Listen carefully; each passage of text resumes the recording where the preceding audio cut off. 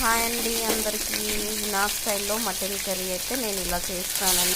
ముందుగా అయితే నేను మటన్ అయితే మొత్తం ఉప్పు, కారం, మసాలా అండ్ కొత్తిమీర, ఇంకా పసుపు, కొంచెం ఆయిల్, అల్లం వెల్లుల్లిపాయ వేసేస్తే నేను ఒక అర్ధ గంట సేపు అయితే కలిపి మసాలా అంతా కలిపి నేను ఫ్రిడ్జ్లో పెట్టేసాను ఫ్రెండ్స్. ఇంకా హాఫ్ అన్ అవర్ తర్వాత తీసేసి ఇంక ఇక్కడైతే ముందుగా కొంచెం పోపు పెడుతున్నానండి. కొంచెం ఆయిల్ వేసుకున్నాను ఫ్రెండ్స్.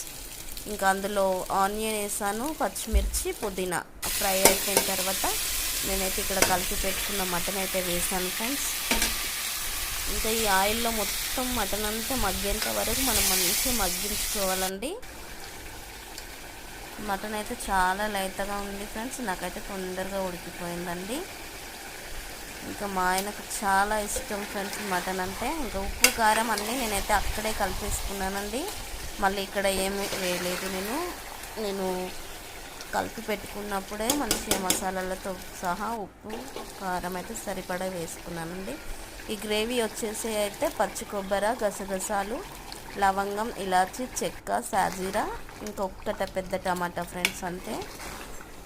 ఇంకా అది అయితే మెత్తగా మిక్సీ పట్టి నేను కర్రీలో వేసానండి. ఇంకా ఈ మసాలా ఫ్లేవర్ అంతా మటన్ ఆయిల్లో వేసి నేనైతే కుక్కర్ మూత పెట్టేశాను ఫ్రెండ్స్. నాకు 4 విజిల్స్ అయితే సరిపోయిందండి.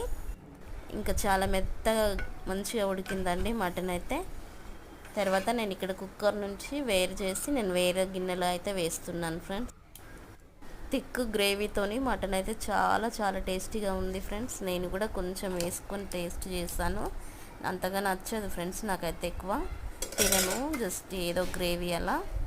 ఇంక ఇక్కడైతే లాస్ట్లో కొత్తిమీర వేసాను. టేస్ట్ మాత్రం చాలా బాగుందండి. ట్రై చేయండి ఫ్రెండ్స్. నచ్చితే మా ఛానల్కి సబ్స్క్రైబ్ చేయండి. ఓకేనా ఫ్రెండ్స్?